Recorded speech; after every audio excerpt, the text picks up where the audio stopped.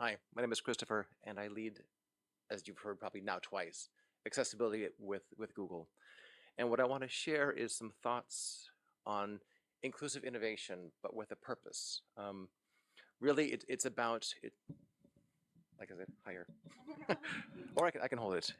Oh, you pulled it out. Yeah, Oh, I can do the rock and roll thing. yeah, then you have an option. No, I'll hold it. I really want to enjoy Elvis then, to be honest. Oh, unfortunately, probably more like it'd be more like Fat Axel. So the crux of what I want to talk about, it's never too late to change the world. Leaning into joy. And we can do this through innovative, collaborative cooperation. Just a quick moment on my story. For those people who don't know me, you can tell I'm not from here. I'm from California, and I'm an accidental technologist. I'm a failed opera singer. And I realized in my mid-20s I was making a lot more money waiting on tables than I was singing, and it probably meant something. But I was lucky enough to be born in the Bay Area. I found myself at Apple for 10 years. I worked at the first iPod, the first iTunes, the G4 towers, G5 towers, Final Cut Studio. I spent 3 years at Sony Ericsson making phones. I spent a year at Disney making games. And I've been at Google now for 11 years. But I discovered accessibility and disability inclusion at Google when my product wasn't accessible. I was the lead technical program manager for Google Play Music, and we had a test engineer come into our meeting. She'd turn on voiceover. Yes, voiceover at Google, it's okay. And I heard button, button, button, button, button. I asked, what's that? She said, this is Google Play Music for someone who's blind. I said, well, that's stupid. How do they use it? She said, they don't. That's why I'm here.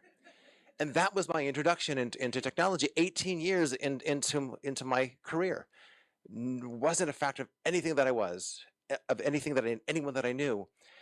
And I realized I had an opportunity to do something about it. So I took on accessibility as a Google 20% for the Google Play suite of products. Then I did a little dalliance in AR and VR. We'll talk about that later. But then I joined the central accessibility team, and my job was to make all of Google's products accessible. And there's no way any one person could do this, so we built teams across the company to be part of the organizations, to speak the language of that organization, to make their products accessible. And then 3 years ago, I had the idea. I turned 50 and realized I didn't want to have the same job and the same life for the rest of my life. So I pitched the idea of coming to the UK and starting Google's first accessibility site outside of the US. My boss said yes, her boss said yes, her boss said yes. And we moved in the middle of COVID, which was an awful lot of fun. And on Saturday, I moved into my first home here in England. So I'm naturalizing. So the point I'm saying is, there's been a lot of change in my life. There's no way I could have predicted when I went into school wanting to be a singer that I would end up here with you right now listening about joy, which just makes me a little collect. So, so it's never too late to change the world. But I want to address one question is, why does Google want to do this? Well, I'm lucky because our mission statement is to make the world's information universally accessible and useful. So I lean into that an awful lot, and it's actually a very helpful thing. And we do this both in the digital sense. Think about Gmail, think about Google Maps, which it also starts to bridge the real world, bringing in accessible information about, say, a pub or a restaurant or a house or a building. We can tell you if you have a chair, if you can go in. We can tell you if there's a toilet that you can use. And these things are really, really important. So we take this holistic view of what does it mean to be accessible, both in terms of a digital and also real world perspective. But we're never done, and it's never going to be perfect. So we just continue to innovate, and continue to learn, and continue to partner with the communities to understand where the problem is and where the opportunities lie. But I have a dirty secret to share with you. If you're just getting started, and this might seem weird, you're going to have to make choices. You're going to have to exclude something to be inclusive. Because until it becomes part of your DNA, until it becomes part of how you actually do your work, you have to make a choice to be inclusive. And it's not always an easy one to make, but at some point it just becomes part of what you do. So it's going to feel weird making a choice to be inclusive, but if you do it long enough, sort of fake it till you make it, it becomes part of what you do. Trust me, it happens. So when it comes to being inclusive, there's 4 methods I want to talk about, and I'm going to lean into AI here, and not just the new generative AI, though I will touch on that. I want to talk about ways that you can make your product, your process, your service more inclusive. One is leverage your strengths, do what you're good at. And because I'm at Google, this is why I'm going to be talking about AI. 2, nothing about us without us. This is the most important thing. You can never design something on behalf of someone else. You have to design with someone. For and with is so important. Next, if that gets scary because there are like 1.3 billion people with disabilities in the world, start with one. Start solving one person's problem. Start making one feature. Start fixing one bug. Because if you don't get started, it's never gonna happen. And lastly, this is a process. It's a program. There's no such thing as anything being perfectly accessible. So if you make that your goal, 1, you're shooting for compliance, and that's just a crappy user experience. But 2, you're never going to get there because the rules change all around you, all around the world. WCAG changes sometimes. Here in the EAA is going to be coming online in June 2025. Legislation is coming out all around the world. So if you make compliance your goal, you're never going to get there. So don't do that. Make delight the goal. And how do you do that? By listening to what's broken and then working together to solve the problem. So I want to tell a story of how we're doing this in real time. And I'm going to lean into captions. So we started captions at Google in 2009 on YouTube. Automated captions. They weren't great, but they were better than nothing. And that was an important thing for us to learn, that nothing that's perfect doesn't help anyone. Something that's pretty good is quite helpful, and then you get better and better over time. So we continued to invest, and then in 2019, we added, 10 years later, mind you, we added the ability to have real-time captions in Google Meet. And now we have real-time captions in Google Meet in 14 different languages.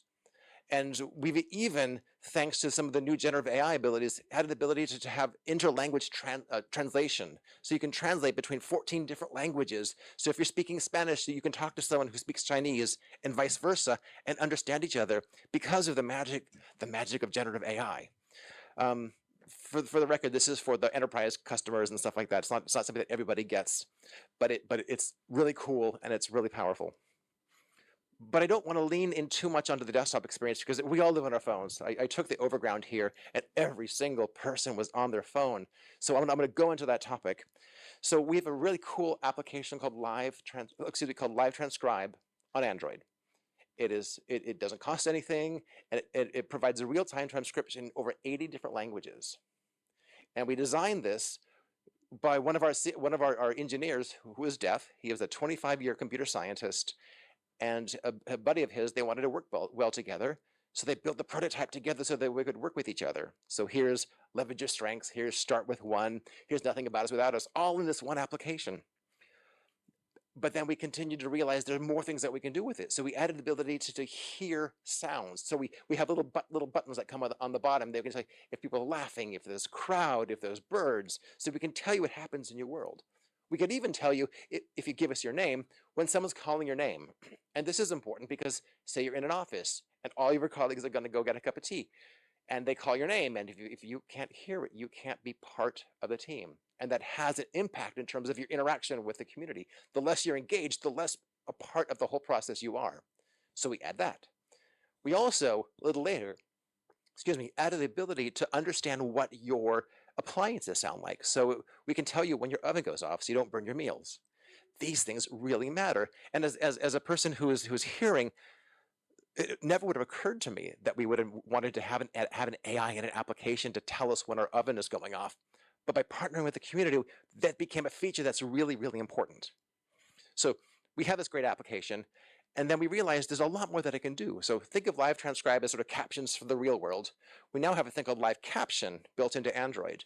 And what this does, it provides real-time transcription of almost any audio source on your phone.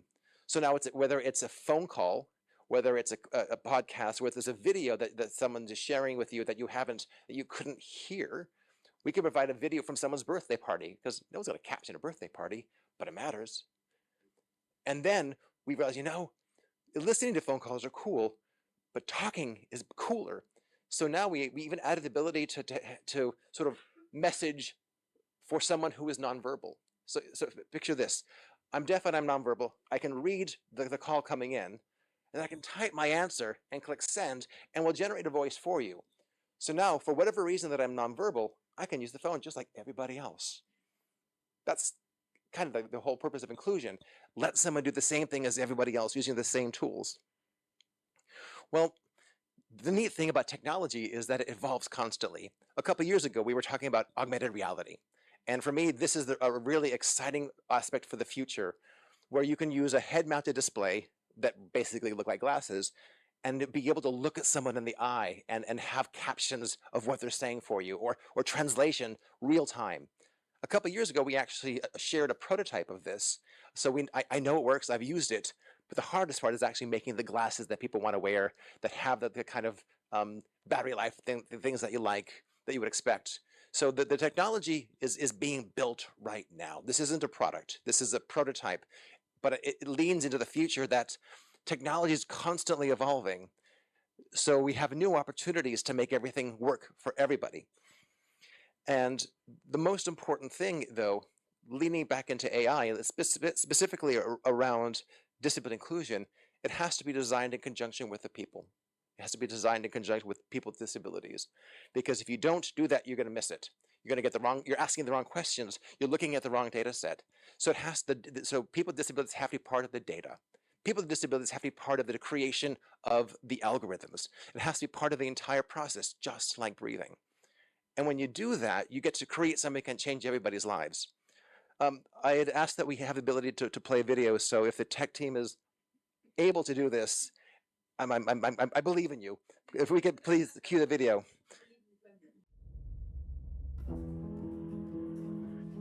A look can say a lot. A look can be honest and true. A look can speak for you. Say what's on your mind or in your heart. A look can say what's best unsaid and find the right words without having to say a word. A look It's great to see you. can say a lot.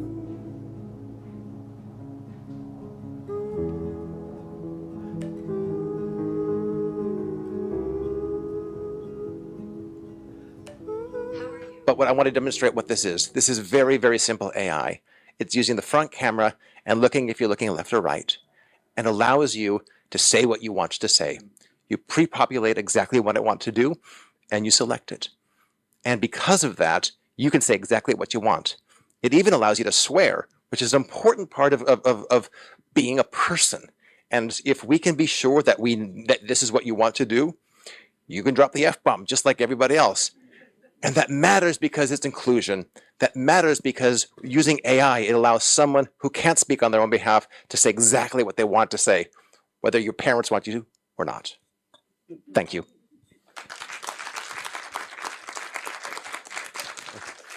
Kush, I believe you're up next. Oh, well, Vicky, let's Vicky introduce. So much.